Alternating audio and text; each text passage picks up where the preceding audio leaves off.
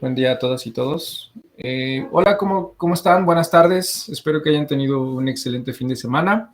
Primero que nada, les quiero ofrecer una breve disculpa porque no les pude mandar este fin de semana, sino hasta apenas hoy en la madrugada, los recursos. Entonces, esta vez, pues, no esperamos que hayan dedicado mucho tiempo a esta parte del estudio de limpieza de datos. Y pues para esta ocasión vamos a nosotros avanzar todo el contenido sin explícitamente meternos a la parte de preguntas en un principio, ¿vale? Pero bueno, muy felices de tenerlos acá y si quieren podemos ya empezar con la presentación. Como dije fuera de la videograbación, en esta ocasión yo voy a ser su facilitador de la semana. Y como ya muchos saben, en el pasado me tocó cofundar una empresa de entrenamiento tanto presencial como en línea que se llama DBF, y actualmente estoy construyendo otra plataforma para la generación Z que se llama Codeflux.ai. Adicional a eso, parte de mi motivador porque estoy acá es porque soy parte del equipo organizador del Google Developer Group y de la Ciudad de México, y también el grupo de usuarios de TensorFlow, que también se ubica en la misma región. Mi handle en Twitter, diagonal X, o en LinkedIn, en Instagram, en Facebook, es @cogito versus máquina.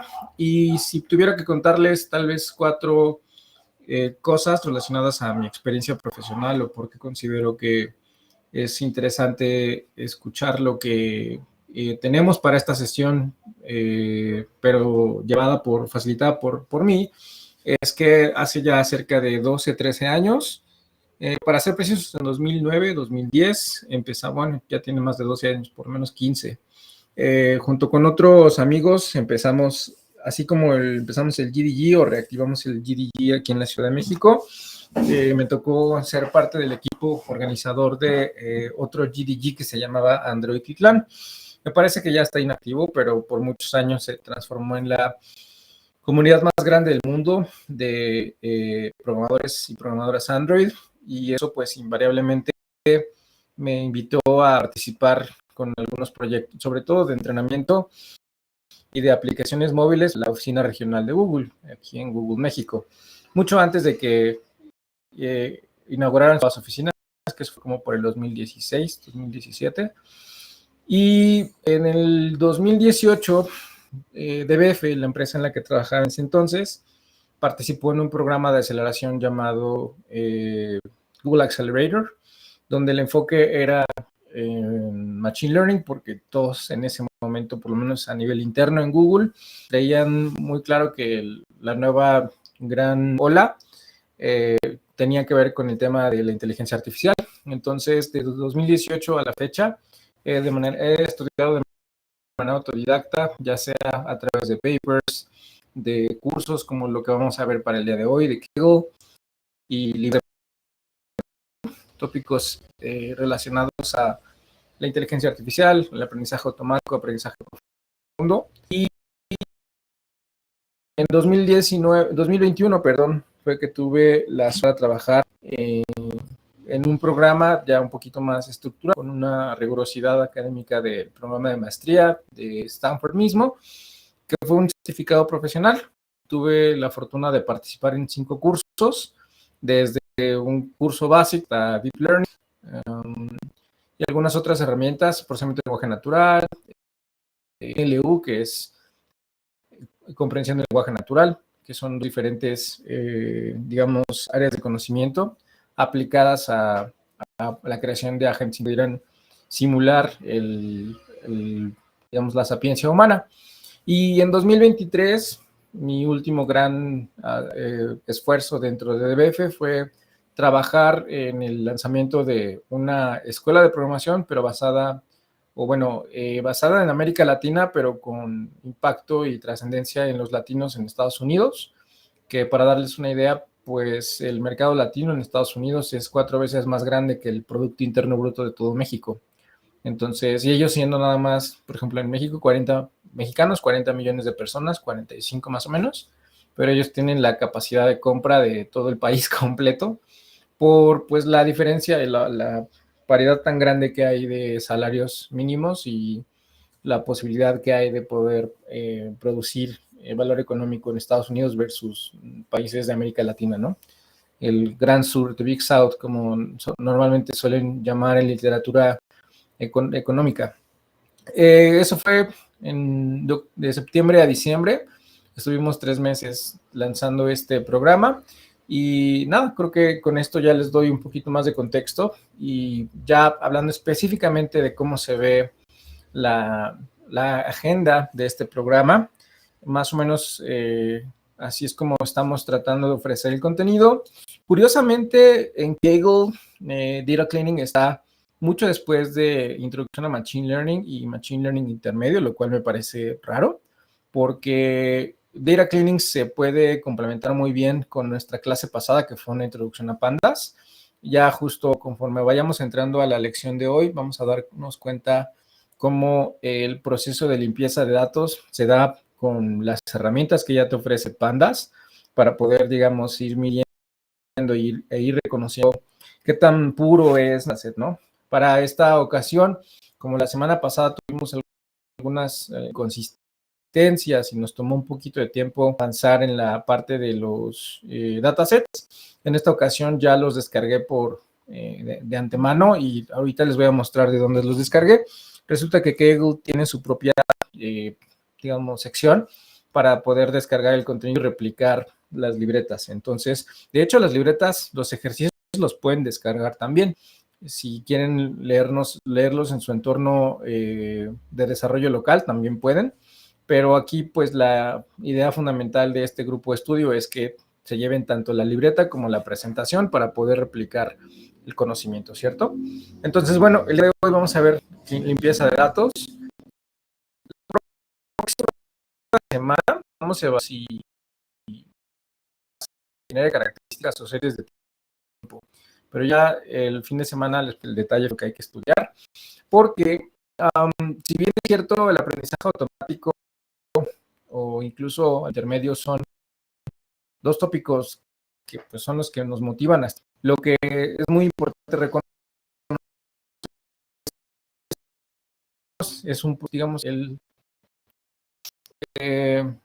para poder inteligentes que tengan muy buena precisión y muy bueno, ¿cierto? Entonces, en ese tenor, si bien es cierto que con limpieza entrar muy bien al aprendizaje, creo que también las series de tiempo y por lo menos sin generar características, sí creo que debería de estar antes de la introducción a Machine Learning. Por lo menos este Engineering va a estar antes de Machine Learning. Pero bueno, temas sí los vamos a ver sí o sí. Y también estamos evaluando si pues, agregamos estas otras, ¿no? Visión por computadora, AI y Reinforcement Learning, explicabilidad en el Machine Learning y una breve introducción a la ética dentro de así como estas otras dos clases. Tal vez estas las podemos dar, pues, tal vez por fuera o en una clase en persona, no lo sabemos todavía. Bueno, eso tenemos para estas sesiones, ¿vale? Como saben, ya no es tan nuevo, ya habíamos mencionado un poquito cuando tengo que tener estas sesiones en la oficina de Google. Les tengo una actualización. Afortunadamente, hoy tuvimos otra conversación con el gran apoyo que nos está dando el buen Ricardo Lira, que está por acá. Ricardo Lira de la Vega, de hecho. Y algo muy valioso que me parece súper importante de mencionar es que ya tenemos una fecha tentativa, tanto para el evento que se está pensando hacer en Google, como el evento que queremos organizar en Globant. Para Globant todavía no está confirmado al 100%, pero ya tuvimos por lo menos una buena aproximación con pues, más capas de información de nuestro lado ofrecidas hacia quien es el responsable de facilities, de la parte física, y potencialmente para el jueves 10 de abril tenemos potencialmente un espacio dentro de sus oficinas, aquí en la Torre Carracci se llama, es donde está Globant, si no me equivoco, no sé cuántos pisos tienen, pero por lo menos escuché que habían 2, ¿no? Y bueno, la sala está impresionantemente linda, hay un montón de amenidades y también vamos a seguramente tener un espacio para que el equipo de reclutamiento pueda tener espacio para conocerlos y conversar con ustedes para, en el caso en el que les interese ser parte de esta gran compañía de base tecnológica y que es pública, enfocada en consultoría, ¿no? La mayoría de los clientes son clientes de Apple. Google, por ejemplo, mismo es cliente, tienen ADN, tienen BVA, todas las de orden público que sean muy conocidas, potencialmente son clientes de Globant. Y la fecha que tenemos estimada para poder participar físicamente en las oficinas de Google va a ser en el 12 y el 16 de mayo. Potencialmente esa semana va a ser cuando tengamos ya con el equipo de Google su espacio, y nos queda muy bien porque estamos pensando que puede ser como un gran cierre. Si, por ejemplo, tuviéramos la necesidad de recortar un poquito el contenido y en vez de tener 11 sesiones podrían ser nada más 8 o 9. Si es así, del 2 al 16 de mayo sería, de hecho, si veo bien el calendario, les puedo dar exactamente cuándo es que sería, qué jueves de mayo sería, ¿no? Déjenme checar brevemente.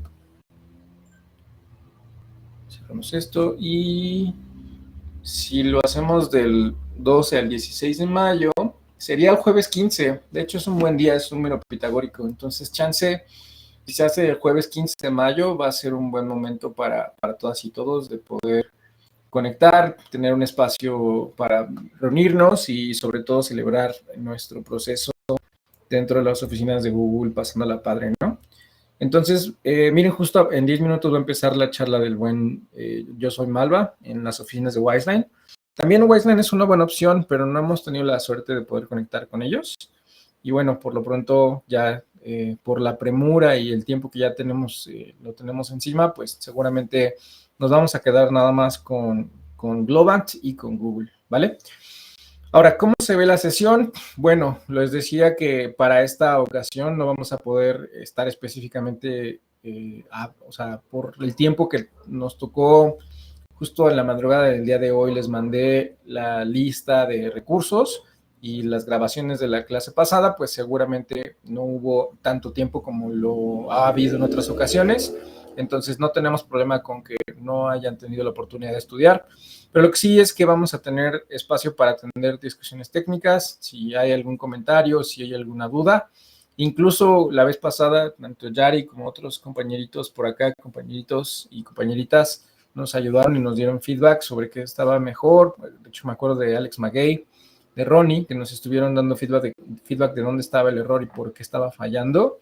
Eso es justo el espíritu que estamos tratando de replicar, ¿no? Y que nos ayude también de manera colaborativa, resolver los problemas que acontecen a la sesión y a la lectura de hoy. Y pues también, como saben, estos 15 primeros minutos, empezamos 6:36, entonces todavía estamos más o menos en tiempo.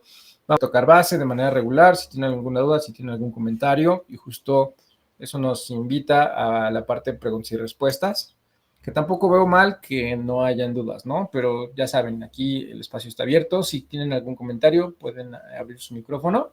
Y también si tienen alguna sugerencia, lo pueden hacer ya sea a través de abrir su micrófono o también enviando un mensajito sin ningún problema, ¿vale? Listo. Entonces, avanzando con el contenido, los tutoriales que corresponden para la sesión número 2, que pues en teoría es ya la número 3 porque empezamos desde la número 0, es acerca de limpieza de datos, ¿cierto? Entonces, lo primero que vamos a ver, que de hecho también lo repasamos la sesión pasada, fue y es acerca de cómo manejamos valores perdidos. Recuerden que hay un superpoder dentro de Pandas que pues, es un método que se llama fill_NA, ¿no? Los valores nulos. Y con esa pequeña expresión fácilmente podemos de manera programática, de manera automatizada, llenar contenido de un dataset, de una matriz informacional.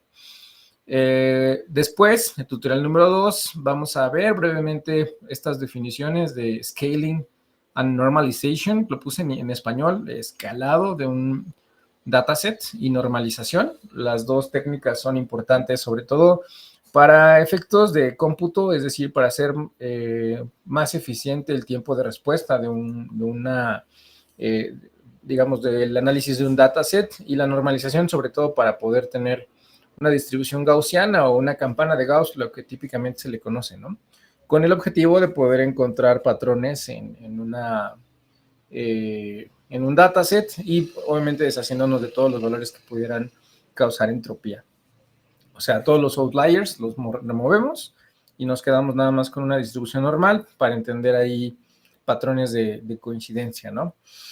Después, el tutorial número 3 nos va a llevar de la mano en lo que llamamos, aquí no lo puse, pero en español le puse transformación gramática de fechas y en realidad es, si no me equivoco, es parsing, ¿no? El parseo.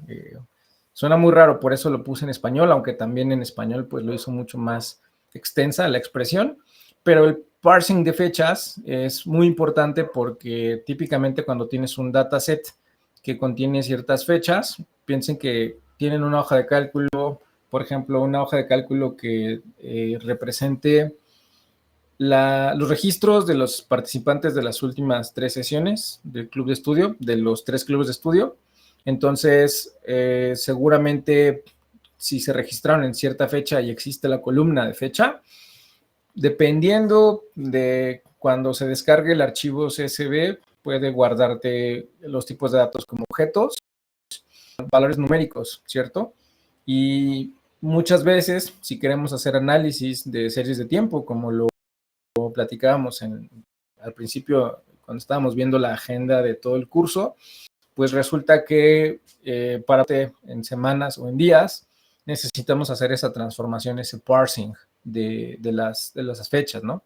De las relaciones espaciotemporales. Entonces, es importante también tener esto en cuenta. Y finalmente, los últimos 2 tutoriales para esta sesión. Primero es codificación o encoding de caracteres, que es muy importante porque si, por ejemplo, nuestro archivo CSV tiene un encoding muy diferente, por ejemplo, UTF-8, pero tenemos acentos y ñes en nuestro sistema de archivos, nuestro sistema de datos de caracteres, va a arrojarnos gibberish, ¿no? O texto no comprensible para el humano, para las humanas, y eso, pues, por supuesto que va a ser mala idea. Entonces, vamos a ver cómo poder declarar el encoding de caracteres de nuestros archivos. Y finalmente, pues, cuando tengamos datos inconsistentes, ¿no? El data input inconsistente, y vamos a ver de qué manera podemos resolver eso con sobre todo una herramienta, una biblioteca de Python. ¿A qué me refiero con entrada de datos inconsistente? Pues consideren el siguiente caso. Imaginen que, de nuevo, pensando en la base de datos o en el dataset de personas que han participado en estas sesiones,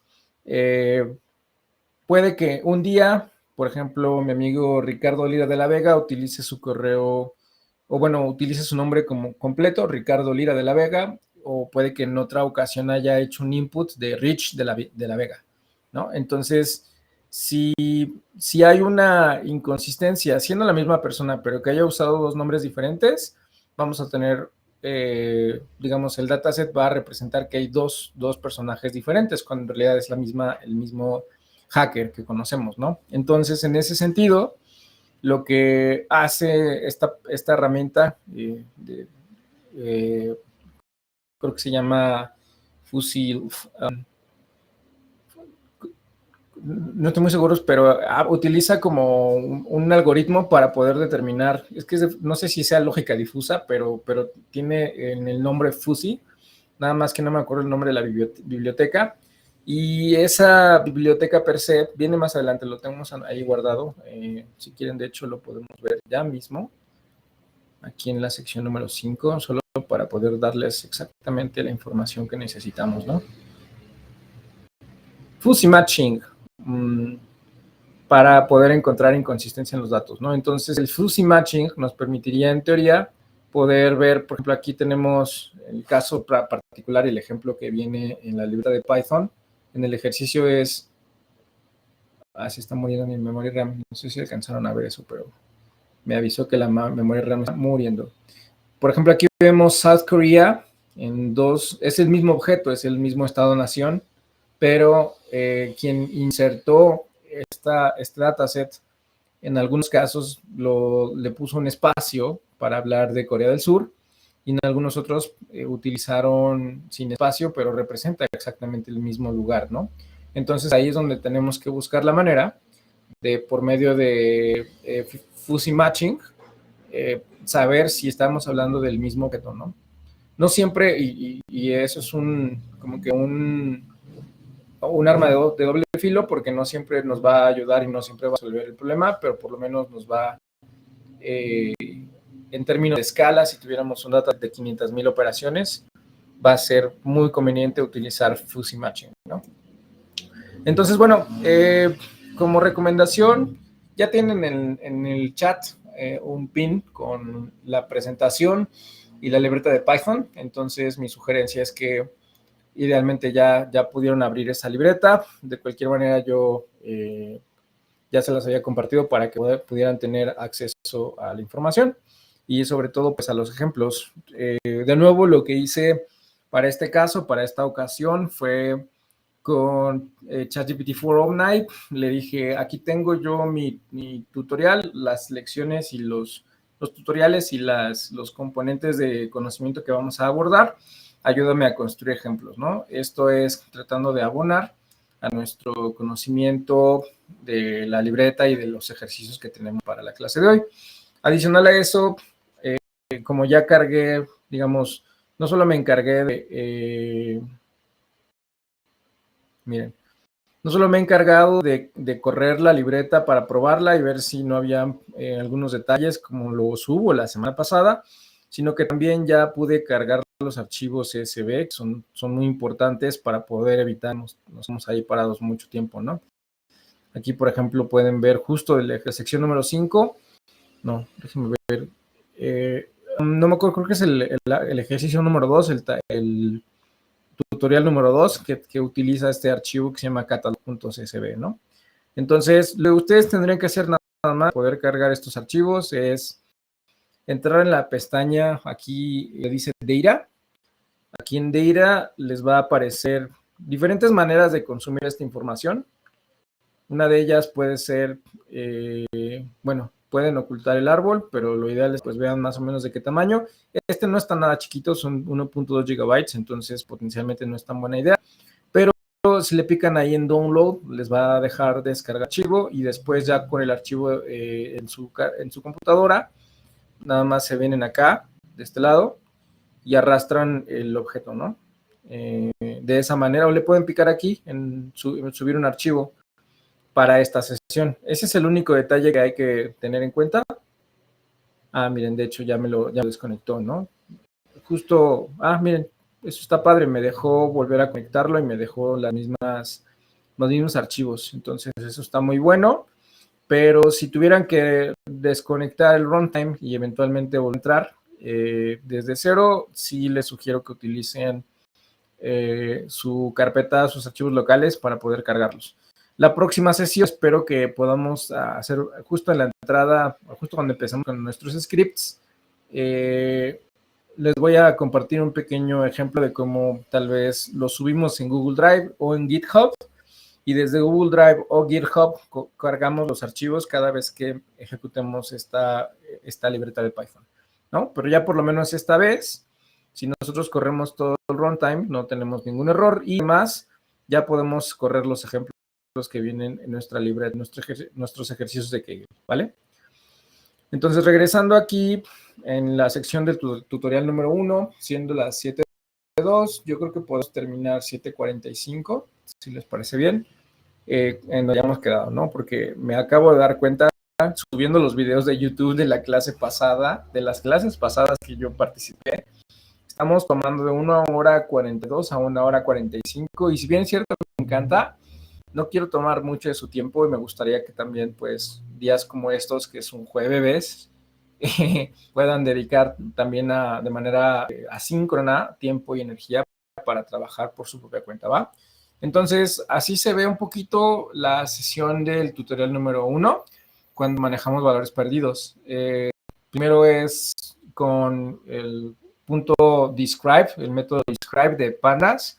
Podemos ver brevemente cómo está distribuida la información del dataset para después, por ejemplo, preguntar por todos los valores que tenemos perdidos, así como también averiguar por qué los datos están perdidos, tratar de tener una intuición de cómo y por qué los datos no existen. Pueden ser datos que simplemente no existen en la vida natural o pudo haber sido una omisión de quien está construyendo este dataset a nivel manual, ¿cierto? Vamos a ver cómo con punto fill NA podemos remover valores perdidos y finalmente también podemos hacer llenado de valores perdidos automáticamente, ¿va? Entonces, dicho esto, vamos rápidamente a revisar nuestro tutorial y brevemente también en algún momento vamos a ver cómo está distribuida la información de nuestro Python Notebook. ¿Vale? Entonces, regresando aquí, vámonos al tutorial. No queremos ver el dataset, queremos checar rápidamente el tutorial. Le doy un pequeño zoom para leer brevemente lo que dicen, ¿no? Bienvenido al curso de Kaggle de limpieza de datos. Como ya sabemos, pues se trata de una parte importante para crear agentes inteligentes. A veces puede ser muy frustrante, ¿no? En este curso vamos a aprender cómo atacar algunos de los comunes problemas de limpieza de datos, entonces vamos a poder analizar nuestros datos más rápidos. Vamos a avanzar en 5 tutoriales con datos desordenados y hacer responder algunas preguntas que son como que los cuestionamientos más comunes cuando estamos haciendo limpieza de datos, ¿no? Entonces ya viene la primera sección, take a first look at the data. Entonces vemos cómo, por ejemplo, esta instrucción ya la conocemos. Vamos a guardar la variable en PD, vamos a importar nuestro componente, nuestra biblioteca llamada pandas, así como en NP vamos a también hacer lo mismo, ¿no? Y por ejemplo, lo mismo con NumPy, que de hecho nosotros no tenemos hasta la fecha conocimiento de qué hace exactamente NumPy, pero podemos ver cómo utilizamos la misma instrucción, de nuevo el valor igual, lo que trata de expresar es que vamos a ejecutar esta instrucción que es un método de pandas para poder leer un archivo CSV con esta característica, ¿no? Digamos, input o cadena de texto que lo que está haciendo es representar dónde está hospedado nuestro archivo CSV. Tenemos la suerte de que incluso read.csv nos permite definir dentro de la cadena de caracteres que recibe como parámetro dónde están guardadas, o sea, si se trata de una carpeta, pues la vas a poder leer de esta manera, ¿no? Input, diagonal, NFL Play by Play 2009 a 2016 es otra carpeta y aquí está el archivo como tal. La sugerencia es que podamos renombrar el nombre del archivo de manera que no tengamos estos espacios porque a veces justo por un problema de encoding, es decir, si están en su computadora local y están en Windows, el encoding de Windows puede ser diferente al encoding de macOS o de Linux y típicamente pues se rompe, ¿no? Entonces aquí, por ejemplo, NFL Data está guardando esta operación computacional y esto potencialmente les parece, espero que les sea familiar. Se trata de una operación muy común dentro de NumPy que si habría que contarles algo rápidamente sobre NumPy es que es otra de las bibliotecas más comúnmente utilizadas para poder hacer operaciones con una muy alta precisión y tiene, pues esta vez, así como muchas de las bibliotecas de Python para jugar con ciencia de datos o con Machine Learning, es un juego de palabras, aquí también es lo mismo. NumPy significa Numerical Python, es decir, se utiliza típicamente para operaciones de cómputo científico, donde la idea es que podamos tener algunas operaciones, por ejemplo, de cálculo de operaciones de matrices, con una línea de código, ¿no? Y bueno, entonces aquí, por ejemplo, darle a nuestro amigo numpy.random.seed y le podemos pasar aquí el valor que ustedes quieran. típicamente le puedes dar 42 o 0, lo que tú quieras. Aquí el punto es que lo que le estamos diciendo es a NumPy, cuando tengamos que mandar a llamar operaciones de tipo aleatorio, si queremos que esa aleatoriedad se reproduzca, de este lado, se reproduzca exactamente igual una y otra vez, le tenemos que dar un seed o un valor numérico que nos permita tener digamos, estas operaciones aleatorias iguales, ¿no? Es básicamente una especie como de definición de una constante de mi variable random, de manera que sea fácilmente comprensible y utilizable para cualquiera de los casos de los que estén jugando con libretas. Entonces, vamos a tratar de, si quieren, leer lo que tenemos acá. Por ejemplo, nosotros aquí ya tenemos un ejemplo. El tutorial de la libreta de Python hace exactamente lo mismo, como pueden observar. Tenemos dos importaciones de dos bibliotecas, pandas como PID y NumPy como NP, ¿no? Y para este ejercicio fue crear un data frame con valores faltantes. Esto obviamente pues es un poquito más estático. No vamos a importar un dataset. Aquí lo que hice fue crear una variable que se llama data con una estructura, ¿no? Tenemos aquí es una lista que se llama A y que tiene 5 objetos o 5 valores. La mayoría son enteros, excepto el número 2. Este es el 0, este es el 1 y este es el 2. Entonces, aquí en la entrada número 2 tenemos un not a number, ¿no? Entonces, en teoría, si nosotros imprimimos eso, data nos va a decir que pues algunas operaciones no son números, y si nosotros quisiéramos hacer análisis de esto o quisiéramos imprimirlo en algún lugar, nos va a tirar siempre un not a number, y vamos a tirar, nos va a tirar errorcillos ahí justo porque estamos teniendo o analizando valores que no son consistentes, ¿no?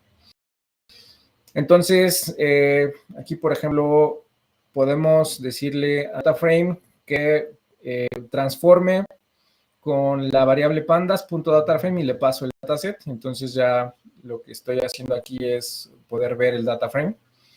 Aquí lo podemos imprimir, de hecho, ¿no? Dice valores nulos por columna, y lo que estamos haciendo es verificar cuáles son los valores nulos al decirle mi dataframe.isNull.sum. Entonces dime la sumatoria de todos los de mi dataframe que sean nulos, ¿cierto? Entonces, en la fila A tenemos un valor igual a 1, en la fila B tenemos un valor 2 y en la fila C tenemos un valor igual a 1. Aquí los podemos observar, aquí hay 1, aquí hay 2 y aquí hay 1, ¿cierto? Luego lo que podemos hacer es rellenar los valores nulos con la media. Le decimos dataframe field NA igual a... esto está muy padre porque es una manera muy bonita de poder hacer esto fácilmente, ¿no? Es decir, mi dataframe le voy a decir que me haga el llenado automático, pero la misma instancia de dataframe podemos pedirle que nos dé un valor promedio. Entonces, lo que va a hacer es tomar todos los valores que están en mi fila y sacar un promedio de estos. De hecho, aquí el valor promedio de 1, 2, 4 y 5, 3, entonces en teoría nos va a regresar. Y exactamente eso es lo que acá, ¿no? El valor 3. Y no nada más lo hicimos, de hecho, con la columna, la fila A, sino le pedimos todo nuestro dataframe que lo llene, y cuando lo imprimimos, pues ya hizo el llenado correspondiente, ¿cierto? Entonces está padrísimo como esto está súper fácil de entender cuando ya tenemos conocimiento anterior. Ahora vamos a si yo lo corro tal cual, pues me va a tirar un error, ¿no? ¿Por qué? Porque yo tengo incluso un dataset versión diferente. Aquí yo tengo NFL Play-by-Play versiones, ¿cierto? Entonces lo que voy a hacer es copiar el path para poder cambiar este archivo, ¿no? Entonces voy a hacer un pequeño refactor, esto de acá.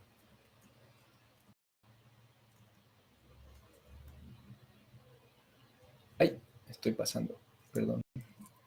¿Cierto? Entonces con esto ya en teoría deberíamos de poder correrlo.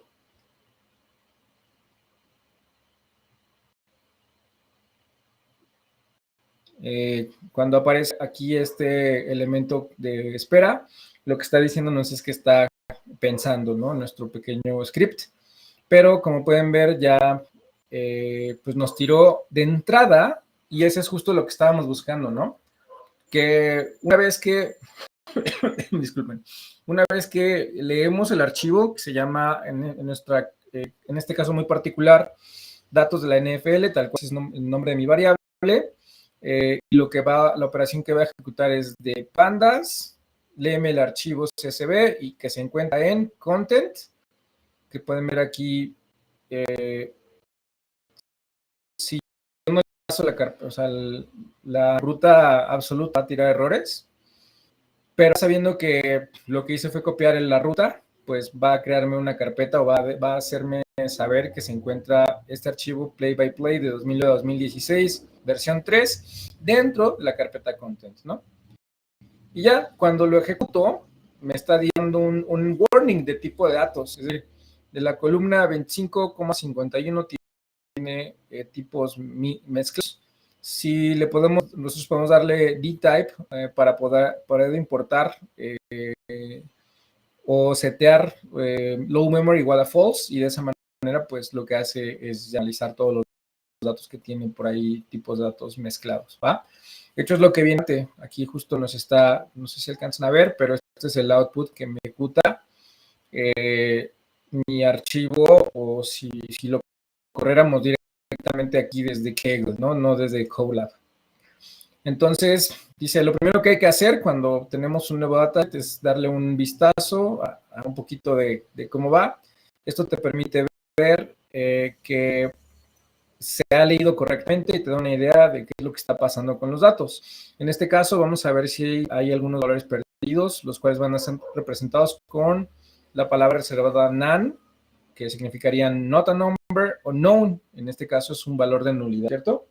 Entonces, vamos a copiar esto de acá, nos debería un valor similar a esto, el data frame, y decirnos, por ejemplo, la dimensionalidad de nuestro dataset, ¿cierto? Entonces vamos a ir para acá. Antes de seguir con el tutorial número 2, voy a crear otra pieza de código, y en esa pieza de código voy a ejecutar este script, ¿cierto? Eso, por lo menos ya vimos el problema del dataset, ¿no? Que tuvimos la sesión pasada. Ya me está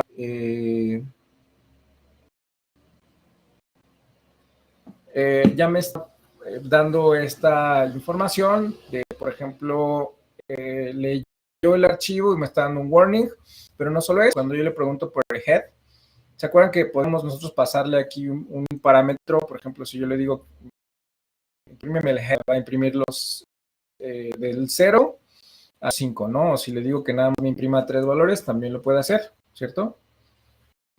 Entonces, con eso, típicamente imprimir head y un parámetro de valor numérico nos va a ayudar a entender la dimensionalidad de los datos. Justo como vemos aquí, 3 columnas, 3 filas y 102 columnas, que es lo que se está desplegando aquí. Pero lo importante es poder, a partir de aquí, generar una intuición, una intuición de los datos en términos de dimensión de las columnas. Porque, por ejemplo, yo puedo ver fecha, por cierto, este dataset, para dar contextos de diferentes operaciones de el 2006 al 2019, tanto, o sea, el tipo de juego, el cuarto y todas estas columnas que tratan de expresar, pues, valores estadísticos de la NFL, la Asociación Nacional de Fútbol, ¿no? Entonces, con, por ejemplo, date, podemos saber justo la fecha, que como pueden observar, está escrita con el año a 4 caracteres, el mes, y luego, bueno, eso no lo podemos saber todavía. Ahí la intuición no nos dice mucho de cómo está estructurado. Supongo que si está yendo de año, mes y día, entonces es el 10 de septiembre de 2009, ¿no? Viene aquí el Game ID, que se parece incluso al, pues un poquito como a la fecha, pero con otro par de operaciones más. Tiene Drive, que tampoco para este momento no nos da mucho contexto de qué se trata.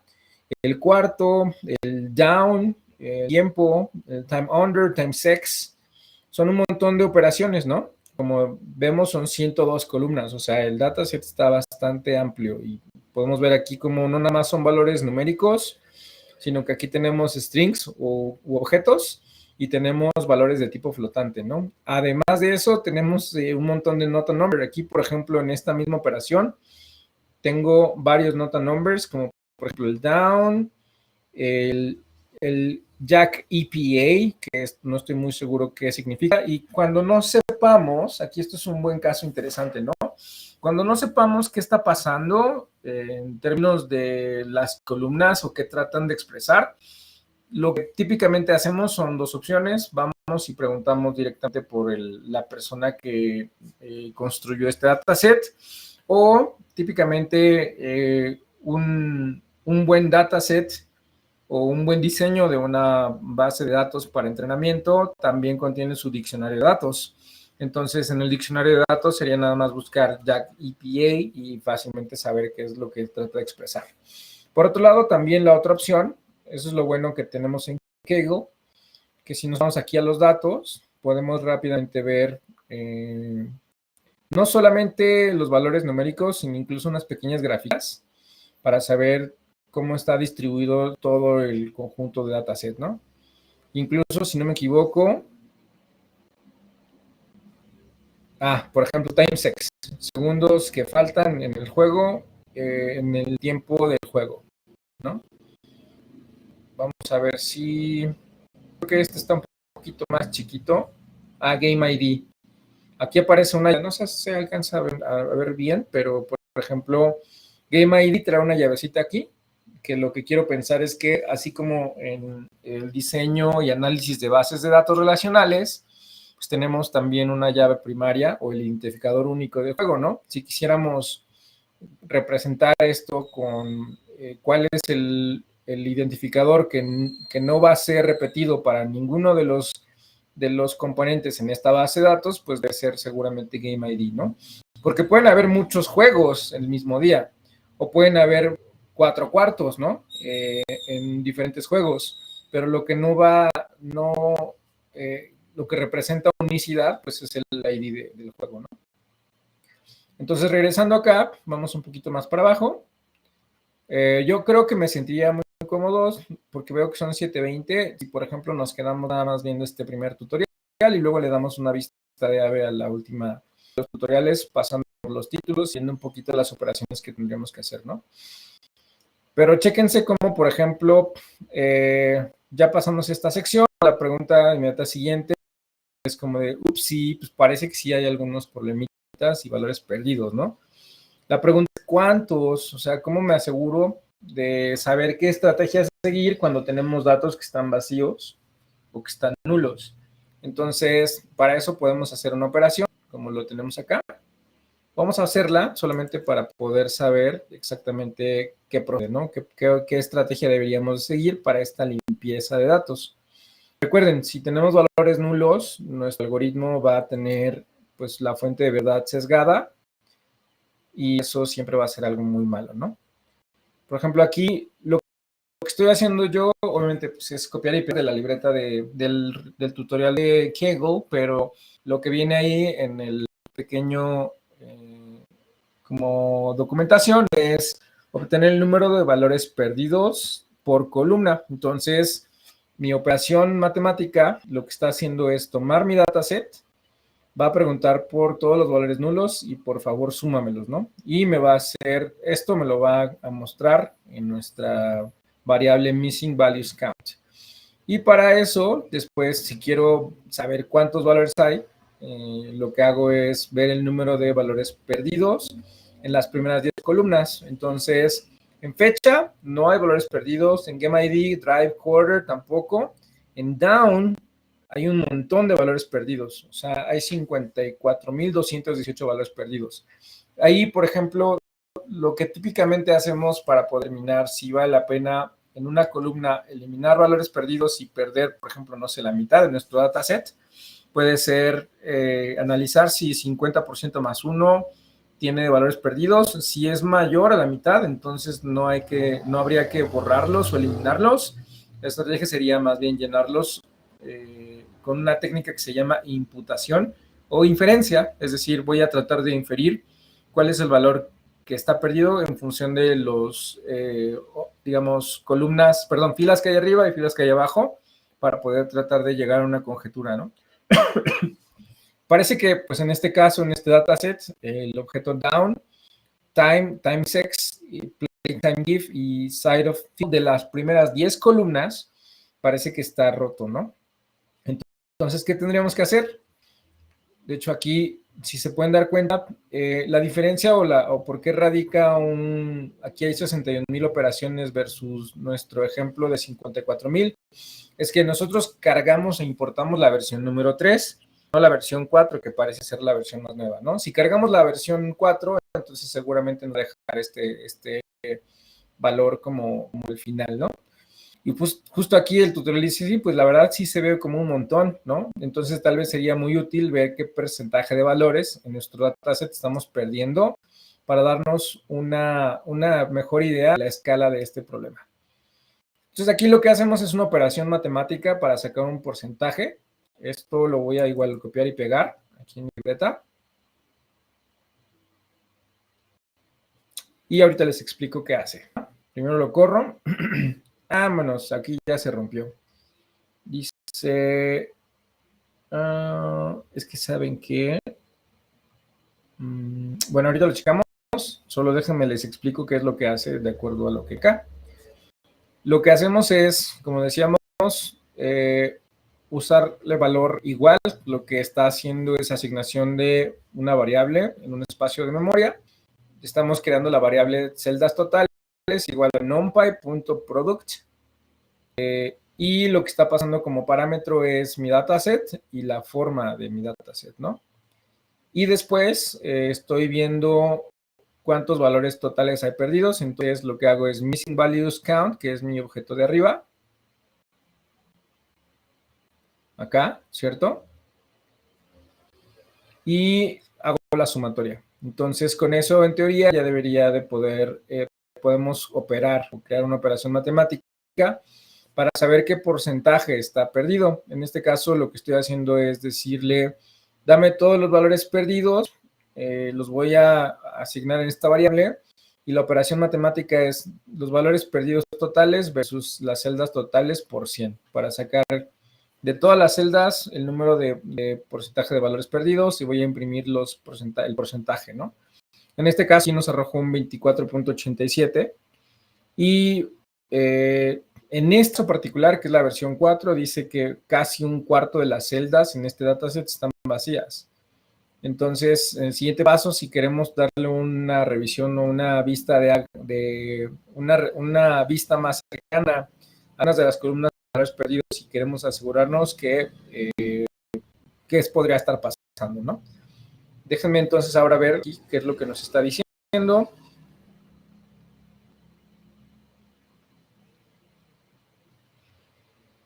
Ok. Parece que la versión más nueva de nuestro NumPy no conoce el valor product. Entonces, lo que yo voy a hacer ahora mismo es copiar este de acá y lo voy a buscar rápidamente aquí en Google, solo para poder entender si, por ejemplo, la última versión de NumPy está utilizando una nomenclatura diferente, ¿no?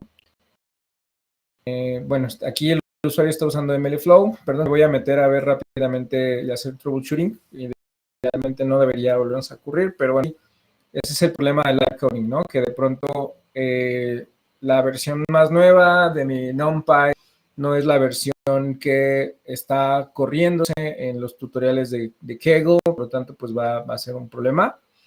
Y lo que podemos hacer justo acá, como aparece, el workaround sucio o el hack sucio, o la forma más eficiente de resolver, es cambiando la versión de NumPy, ¿no?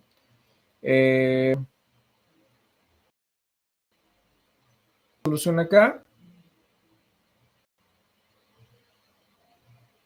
O también la otra opción es NumPy Object, y de esa manera parece que se resuelve. Vamos a ver si podemos encontrar un hackcito más rápido. Creo que la mejor forma de resolverlo, si muy honestos, es con esto, ¿no? Pip inst numpy 1.23.4. No es lo mejor, por supuesto, pero esto nada más es para mostrarles un poquito, pues, bueno, primero que live coding, si no falla, no es live coding. Y segundo, que típicamente, pues, la constante y el cambio constante va a ser una realidad de la vida. Entonces, lo más inteligente que uno puede hacer, pues, es tratar de adaptarnos a lo que de pronto nos ocurre en tiempo de ejecución. Ya estamos haciendo el truquito para poder evitar... bueno, ahora me está diciendo que tengo que reiniciar la sesión porque estamos usando una biblioteca nueva y si no hacemos ese reinicio de sesión, sí nos va a tirar errorcitos. Gracias por la manita arriba, amigo Alain. Creo que es súper interesante cómo de pronto algunas cosas no funcionan. Entonces, such is life, ¿no? Y pues al final del día también, disculpen, como ingenieras o ingenieros, nuestro rol más importante pues es el problema, ¿cierto? Entonces yo no veo cómo esto puede ser algo malo. Y afortunadamente, miren, me reinició la sesión, pero me guardó mis archivos, entonces no tengo ningún problema. Vean cómo, ya vieron cómo lo ejecuté de nuevo las instrucciones, le dije que me ejecute NumPy versión 1.23.4. De nuevo, esto es un workaround sucio, entonces a esto lo voy a poner aquí. Lo tomé de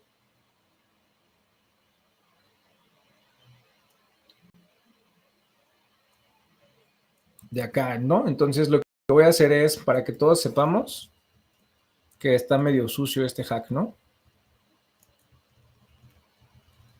The last version, ¿cierto? Y voy a ponerle el fuente, ¿va? Que sería como la mejor forma de expresar que estamos accediendo a una URL que nos está explicando cómo lo hackeamos, ¿va? Entonces ya así, pues con eso le damos un disclaimer tanto a los estudiantes y personas que quieren replicar esta libreta y también pues estamos nutriendo no solamente con el ejemplo básico que nos regresó ChatGPT-4 Omnight, sino también con la biblioteca o más bien con el tutorial que estamos siguiendo dentro de NumPy, ¿va? Entonces con esto fácilmente el punto producto de NumPy lo que está haciendo es regresándonos el valor que queremos. De nuevo, este valor no va a ser exactamente igual al valor que tenemos en este ejemplo. ¿Por qué? Porque estamos usando una versión anterior a nuestra libreta de Python, digo, a nuestro dataset, que es una versión 3, no la 4, entonces la proporción de valores nulos debe ser diferente, pero lo importante es que ya me regresó un porcentaje, ¿no? Me está regresando que hay el 27% de las operaciones están vacías o son valores nulos. Eso es peligroso. Entonces, aquí justo explica lo que decíamos, el concepto de imputation, pero se deriva de entender un poco, o sea, obtener una intuición de los datos o ver exactamente por qué es que no está funcionando, ¿no? Aquí yo creo que lo más importante de esto es una de las cuestiones más importantes que te puedes hacer pregunta. La pregunta es saber lo siguiente. Este valor está perdido porque no fue grabado, no fue guardado correctamente o porque no existe, ¿no? Justo lo que decíamos, si el valor está perdido porque no existe, como el tamaño o la estatura del hijo más joven, perdón, más viejo, de alguien que no tiene ningún hijo, entonces pues lo que hace es justamente suponer que pues no va a existir ese valor porque no representa en la vida natural el valor que queremos obtener, ¿no? Pero hay veces que simplemente no se guardaron, ¿no? Si el valor está perdido porque no fue guardado, entonces podemos suponer o inferir basado en otros valores en la columna y la fila. Esto se llama imputation y aquí podemos aprender cómo hacerlo después. Dice, vamos a ir a un ejemplo, mira los valores, mira el número de valores perdidos en FLData y se nota que la columna timesec tiene un montón de valores perdidos, ¿no? Entonces, volvemos a ejecutar la misma operación pasada y vemos cómo tiene 60,000. En nuestro caso creo que eran 50,000, ¿no? 54,200. Entonces, dice aquí, al revisar la documentación, que es la documentación del dataset, podemos ver que esta columna tiene información en el número de segundos que faltan cuando la jugada se hizo, ¿no? Recordemos que aquí, pues, a diferencia del fútbol, soccer, el básquetbol también tiene esa particularidad. El básquetbol, una vez que hacen un enceste, hay una falta ofensiva, defensiva, o si hay una falta técnica, se le llaman, el cronómetro se para. Entonces, tú puedes calcular o puedes inferir el número de jugadas de acuerdo a la vez que se ha parado el juego. Lo mismo con el fútbol americano, pero en el fútbol soccer no. En el fútbol soccer es un poco más empírico. En el fútbol soccer lo que ocurre es que si hay un foul, el cronómetro sigue corriendo y al final de los 90 minutos el árbitro revisa cuánto tiempo de compensación hay que agregar y como que a ojo de buen cubero, como decimos en México, y para inferir cuánto tiempo es lo que hay que agregar, ¿no? Entonces, con esta información del caso de negocio, así es como se le denomina este contexto, podemos inferir, o esto significa que los valores son probablemente porque no fueron guardados en vez de que no existieron. Es decir, pues sí, para cada jugada, todas las jugadas existen en el contexto de un tiempo, ¿no? Tiene que ser o antes de, o después de que empiecen o antes de que termine, ¿no? Por supuesto. Entonces haría mucho sentido que tratemos de suponer que debería ser en vez de solo dejar los valores como en A, ¿no? Entonces dice, hay, bueno, otro caso de uso y nos explica el análisis, pero vámonos rápidamente entonces a cómo le hacemos para eliminar valores perdidos, ¿no? Dice, si estamos en una operación de que tenemos que sacar el trabajo o no tenemos una razón para averiguar, por qué los valores están perdidos, una opción es simplemente ¿no? Todas las filas o columnas que contienen valores perdidos. Nota, no se recomienda este enfoque porque, pues, si hay información sensible o nuestro dataset es muy chiquito y resulta que tenemos 50% de operaciones que tienen valores nulos, pues estamos perdiendo el 50% de la calidad informacional de nuestro proyecto. Sí, amigo Ronnie, adelante. De hecho, justo ahorita que estabas comentando que se está contando esto de la pérdida de datos, ya me puse a reflexionar. ¿Qué será más factible? ¿O matar la columna, dependiendo si son, no sé, el 90% de datos de todo tu dataset, los que no tienen esa columna? ¿O matar los renglones que no tienen esa columna? Porque si matas los renglones que no tienen esa columna y te quedas con el 10% de tu dataset, pues ¿para qué te sirve esa data si es muy pequeña? Que si matas toda la columna, pero pues ya tienes lo otro, lo único que perderías es caracterización de tu sistema. Entonces mi pregunta era, ¿también se considerará eso de pensar en tal vez strip esa parte que pues no hay datos? No sé, es lo que me surgió ahorita de duda. Sí, muy buena pregunta. Es una gran pregunta porque una estrategia puede ser si, por ejemplo, una observación o una fila es la que tiene la mayor cantidad de valores nulos, pero el resto está prístina, está limpia, entonces para mí podríamos matar la fila, ¿no? Por otro lado, si la columna no está capturando mucho valor informacional o resulta no relevante para el caso de uso, también podríamos matar la columna. Lo peor que uno puede hacer es ejecutar esta operación con todo el dataset. Y de hecho déjenme, les muestro qué va a pasar si hago esto, ¿no? Porque como son 102 columnas, si yo hago esto, cuando la quiero volver a correr, nos vamos a dar cuenta que va a matar, si no es que una gran cantidad, tal vez hasta todo, ¿no? Y eso, pues, un poquito espero que responda a la pregunta, ¿no, amigo? Por ejemplo, chéquense, si yo borro todos los, como son 102 columnas y por lo menos el dataset lo que estamos observando es que tiene por lo menos un valor nulo en esas 102 columnas. Si yo lo que hago es borrar todos los valores que no tengan que tengan valores nulos, voy a matar toda mi base de datos. Y entonces ahí es donde uno tiene que encontrar un punto medio para que no nos quedemos sin calidad o valor informacional de nuestro dataset. O no matamos todos nuestros datos, dice este camarada, ¿no? Entonces aquí lo que podemos hacer es remover todas las columnas con al menos un valor perdido. Esa es una buena estrategia.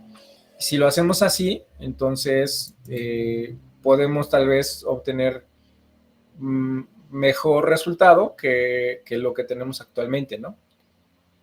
Déjenme, voy a correr primero esta. Ya vamos a correr ahora esta otra, ¿no? Súper, ya tenemos otra vez nuestros valores. Entonces, lo que tenemos son, bueno, lo que hice acá fue remover todas las columnas con al menos un valor perdido. Pasamos de 130, más de 100 columnas a 37. Entonces, ahí también estamos perdiendo una buena cantidad de valor informacional porque estamos perdiendo cerca del 60%, perdón, pero ya por lo menos sí tenemos valores que nos permiten esto generar un índice para nuestro dataset y luego usarlo como entrenamiento, ¿no? O incluso podemos hacer el split de un dataset de prueba y uno de validación y uno de entrenamiento. Con esta información, pues ya por lo menos tenemos más que lo que nos aparece si borramos los valores que no tienen por lo menos un valor, ¿no? Todas las columnas que o filas que por lo menos no tienen un valor. Aquí, por ejemplo, la versión 4 de este dataset nos va a guardar 41 columnas, entonces está más o menos defendible. Y aquí lo último, bueno, no es lo último.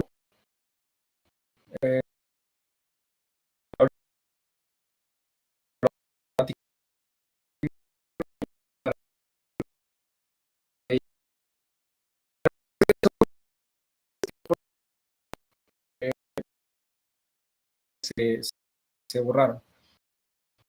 Voy a ejecutar esta operación. Déjenme ir para abajo rápido. Aquí. Hago otra. Teníamos más de 102 operaciones. ¡Ay! Dejaron de ver mi compu. Ya. 102 columnas en el dataset original. Y cuando le damos la operación NA, por lo menos, como decíamos, con un valor igual a que tenga, fíjense, creamos otra variable que lo que hace es decirle a mi dataset original, bórrame todos los valores, pero le paso como parámetro que tengan por lo menos un valor perdido, ¿no? Si hacemos esto, vamos a pasar, bueno, y luego lo imprimimos la cabecera, vamos a pasar de tener 102 columnas a tener nada más 37. ¿Cómo lo sé? Vamos a imprimir primero esta operación en nfldata.shape y luego columnas con valores eliminados, .shape, y con eso podemos saber. Y le pasamos como parámetro, ¿no? En este caso se refiere al eje bajo el cual estamos leyendo o cuáles son los los valores que estamos borrando. Aquí nada más estamos borrando, ojo, el eje 1 se define como el eje horizontal y el eje 0 es el eje vertical, ¿vale? Entonces, con eso lo que estamos diciendo es que pasamos columnas a nada más tener 37. Pero hay otra técnica.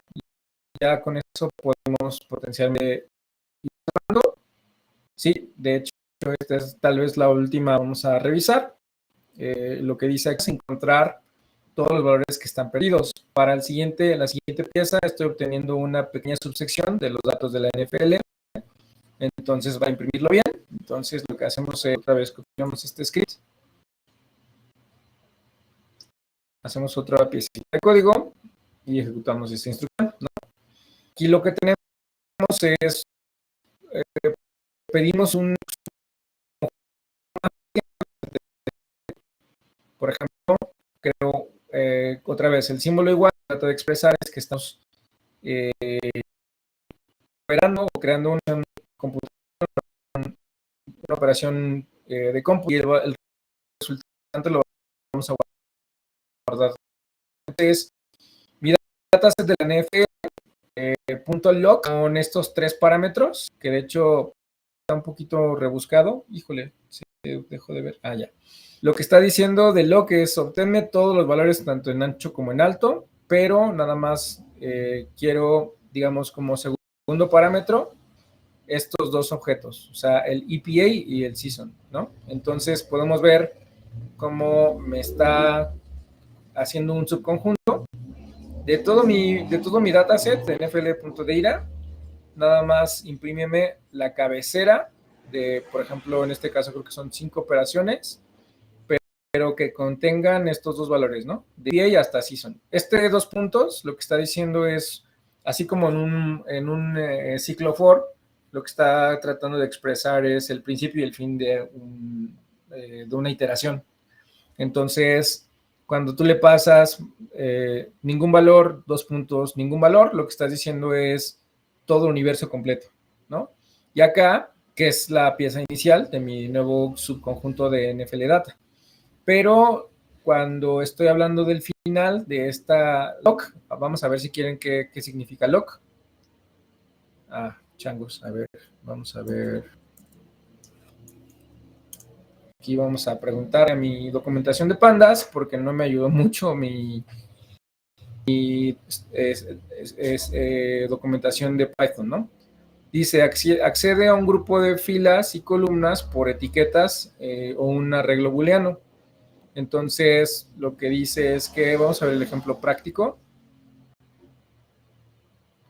Por ejemplo, aquí lo que estamos haciendo es, escribes un data frame y lo que dices es dataframe.log, ¿no?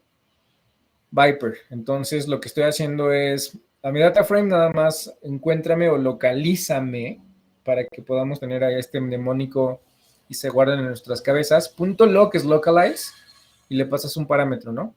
Pero le puedes pasar un parámetro o lo puedes pasar 2, por ejemplo, ¿no? ¿Qué está diciendo? Localízame dentro de mi data frame todos los valores que tengan como título a nivel fila, Viper, o a nivel fila, Sidewinder, ¿no? O fila y una columna, ¿no? También se puede con lock.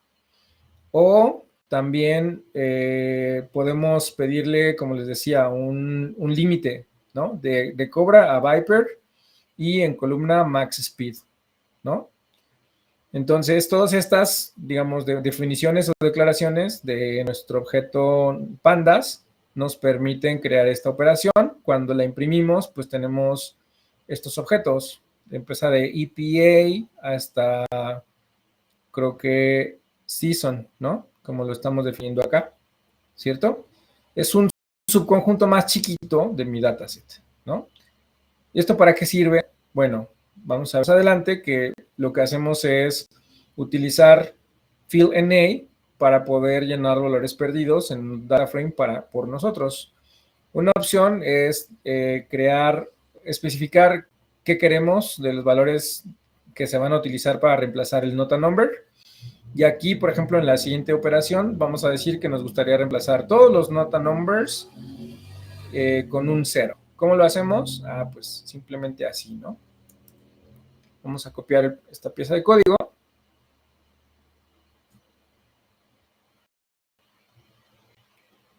Aquí le decimos que creamos esta pieza de código.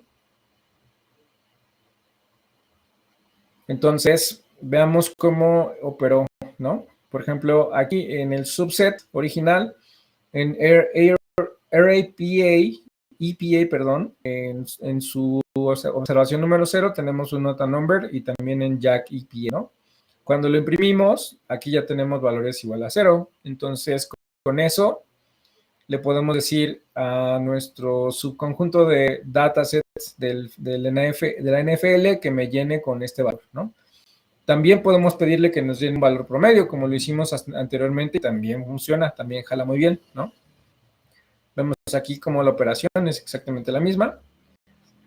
Justo dice, también me podría ver un más hacker, más hackeroso, y reemplazar los valores perdidos con los valores que vengan directamente o que sean de la misma columna, ¿no? Y pues obviamente dice acá, esto tiene mucho sentido para datasets donde las observaciones tienen alguna especie de orden lógico a las mismas. Entonces puedo operar esto y entonces lo que va a hacer es inferir con valores cercanos. El método se llama bfill, ¿no? Si quieren vamos a hacerlo solamente para ir terminando ahora sí. Ya creo que es como, sí, ya la última operación que tenemos. Pues creamos este código, pegamos, y lo que dice aquí el pequeño comentario de Python es reemplaza todos los valores no nulos, perdón, con el valor que viene directamente después en la misma columna. entonces reemplaza todos los valores que venían con un 0, ¿no? Entonces, si ejecuto esta instrucción, debería hacerme una transformación diferente. Aquí, por ejemplo, el EPA, el REPA y el Jack EPA cambiaron a hacer una operación similar a la que viene abajo, ¿no? Esto funciona cuando, por ejemplo, nuestro dataset está relativamente grande y tenemos muchas operaciones, y eso espero, amigo Ronnie, que pueda un poquito darte más información de qué técnicas podemos hacer para ir llenando este tipo de casos donde tenemos valores nulos o hay muchos valores nulos, ¿no? Ok, gracias, Enrique. No, con mucho gusto, amigo Ronnie, con buenas preguntas que hace usted, jovenazo. Súper.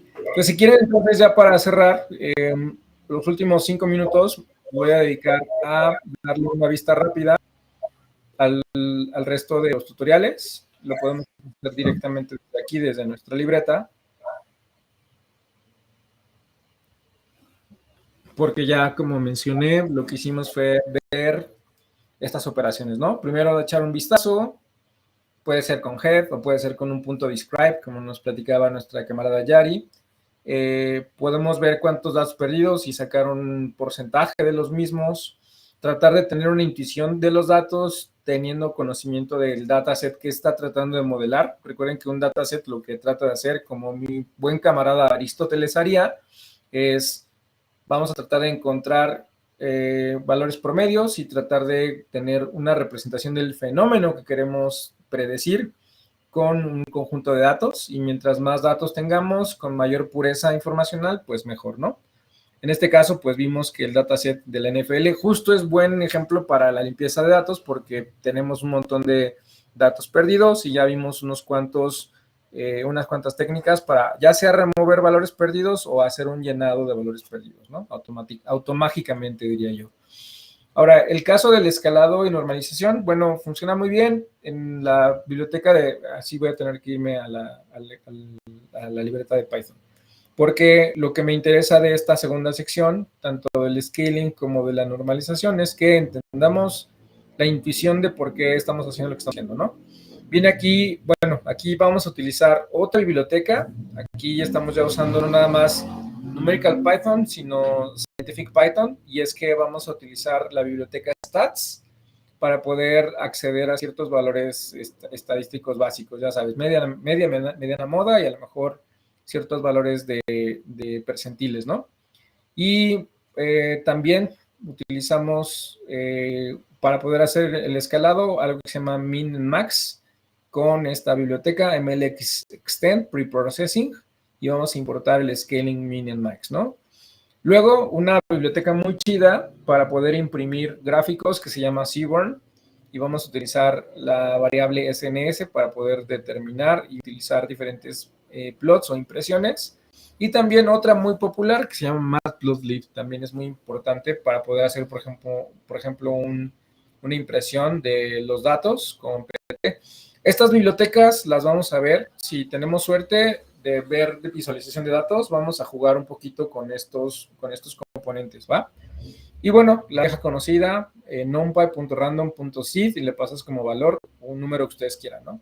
El punto es que se replique, o sea, este valor no cambie para poder tener, digamos, reproducibilidad de nuestro dataset. Cuando hagamos, por ejemplo, operaciones aleatorias, ¿no? Bueno, explica qué es scaling y normalización, pero yo creo que la mejor manera de explicarlo es justo con un grafiquito. Entonces, aquí, esta es una muestra de esta pieza de código. Ustedes pueden copiarla y pegarla sin ningún problema.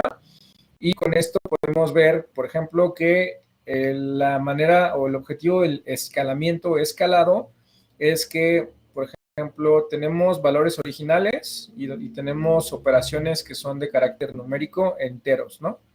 O sea, nuestro gráfico o el conteo de cómo esta operación, cómo esta pieza de dataset está representada, es que tiene un sesgo a la derecha, es decir, valores hacia la derecha no tiene nada, pero está altamente cargada hacia la izquierda, es decir, parece que hay 200 observaciones con un valor igual a 0, con un valor igual a 2, pues es una orden de de dimensión un poco menor, a 4 mucho menor, ¿no?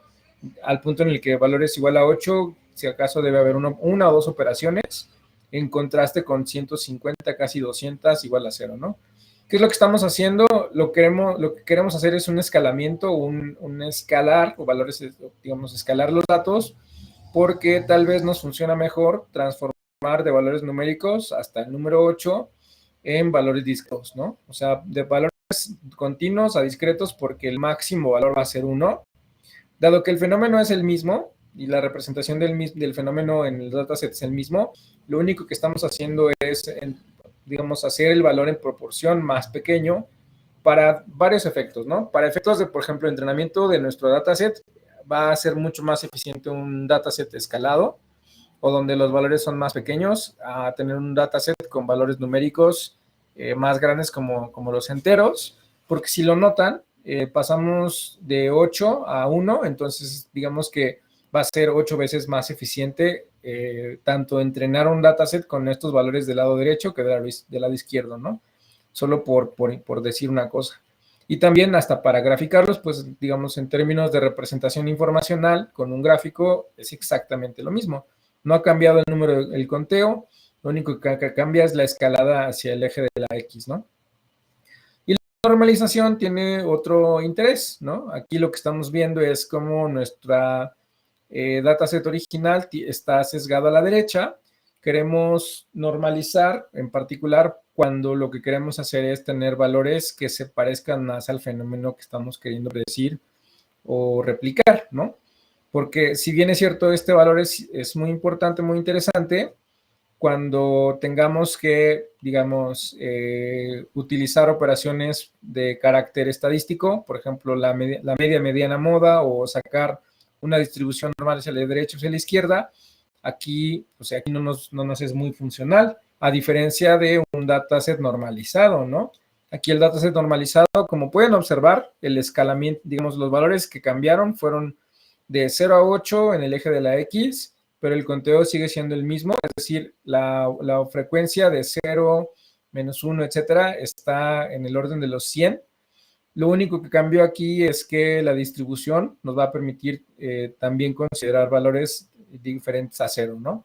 Entonces, digamos que lo que se hizo fue, este dataset se espejeó hacia la izquierda para tener valores, digamos, no reales, sino valores dentro de los enteros, pero que puedan representar valores negativos, ¿no? En un diagrama, perdón, en un plano cartesiano, para que el eje de la X pueda tener valores desde menos 3 hasta 3 y entonces tener una campana de Gauss más o menos funcional, y a partir de ahí pues construir inferencia, ¿no?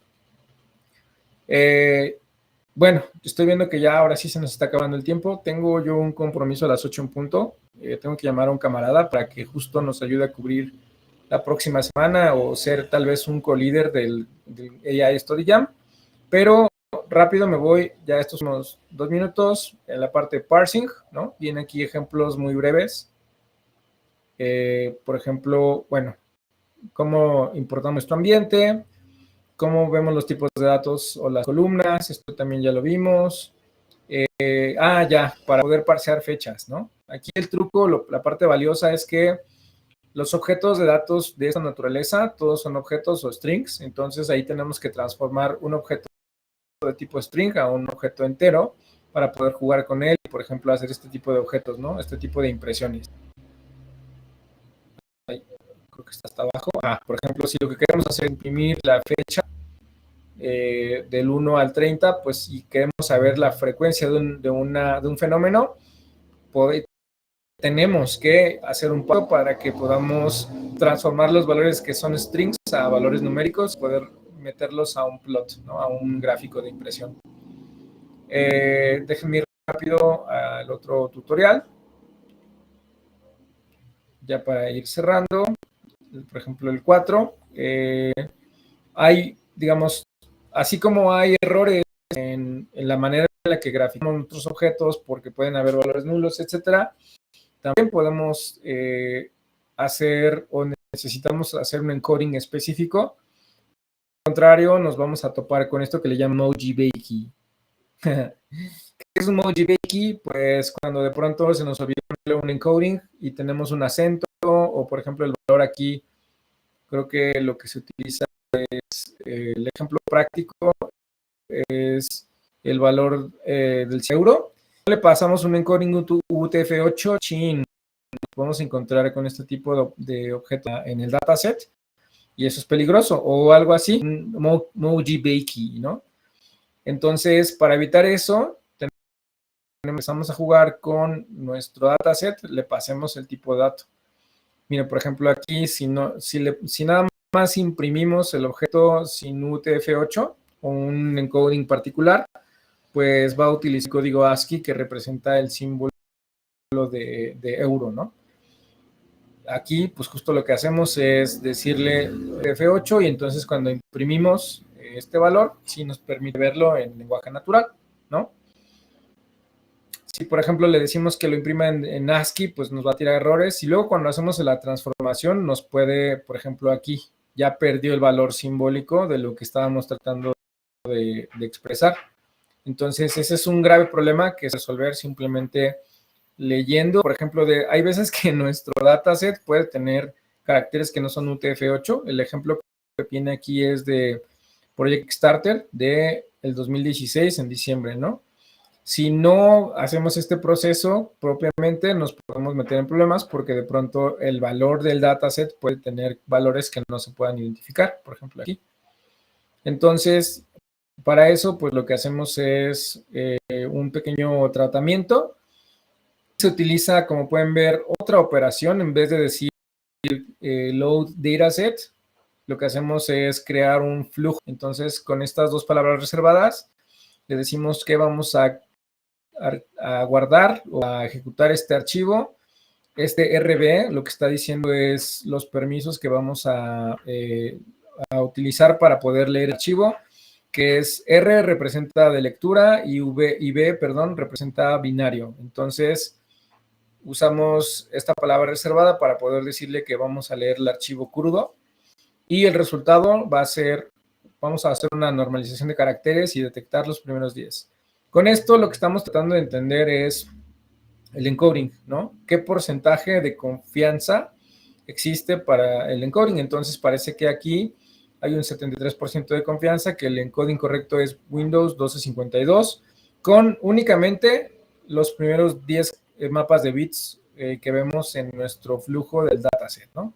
O sea, esta es una manera como de, en vez de cargar el dataset completo, cargamos una partecita que son 10,000 operaciones, 10,000 objetos, y a partir de ahí podemos inferir qué porcentaje es, ¿no? Y entonces ya podemos simplemente, cuando está cargando nuestro archivo, ahora sí, creamos la variable Kickstarter 2016 igual a pd.readcsv y le paso el encoding desde que estoy cargando mi archivo CSV, ¿no? Y cuando imprimo head, pues ahora sí me va a dejar jugar con él, sí me va a dejar verlo, ¿no? Lo mismo con el guardado, ¿no? Así podemos exportar nuestro archivo a CSV, pero hay que pasarle digamos, postfijo de UTF-8. Está súper chido, ¿no? Y finalmente, pues con eso creo que ya podemos dar por terminada la sesión. Perdón que otra vez me extendí un poquillo, pero pues valía mucho la pena para terminar de revisar unas cuantas magias de nuestros tutoriales, ¿no? Entonces, bueno, pueden seguir usando el repo que tiene nuestro amigo Martín. Espero que para la próxima semana o Martín o nuestro amigo Pepe, que es a quien tengo que marcar en breve, podrán ser los que faciliten la próxima sesión y seguramente para cuando tengamos el próximo jueves la sesión siguiente, en este GitHub van a poder ver la actualización del archivo que tenemos junto con una serie de ejercicios adicionales o incluso todas las libretas, todos los tools que tenemos de Kaggle, tal vez ya dentro de la libreta de Python, ¿no? Eso sería lo ideal. Y bueno, no sé si hasta acá, chicas y chicos, tengan alguna duda, comentario, observación.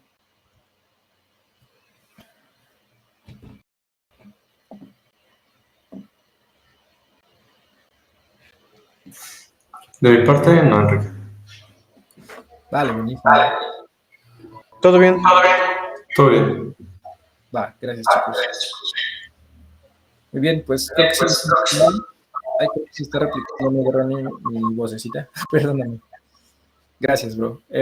Pues muchísimas gracias por el tiempo. Espero que hayan tenido una buena sesión. Yo me la pasé muy bien porque tenía un ratito que no le echaba un ojo a Pandas y estos superpoderes que tiene para poder limpiar y jugar con nuestros datasets. Y si no hay nada más, pues muchas gracias.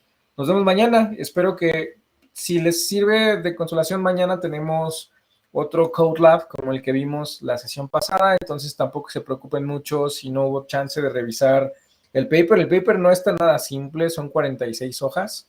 Entonces, mi sugerencia para mañana es que si tienen chance hoy o mañana, un ratito, hagan la técnica de nuestro camarada Andrew Eng. No, es Andrew, sí, Andrew Eng, que es el profesor de la Universidad de Stanford y creador de Coursera, que es, vean el abstract y luego vean las figuras, y con las figuras esperamos que puedan darles un poquito más de norte. Y si no, igual tenemos un Code Lab con toda la información que es, digamos, un poquito espesa o un poquito más difícil de digerir para poder llevar o ser más llevadera la sesión de mañana, ¿vale?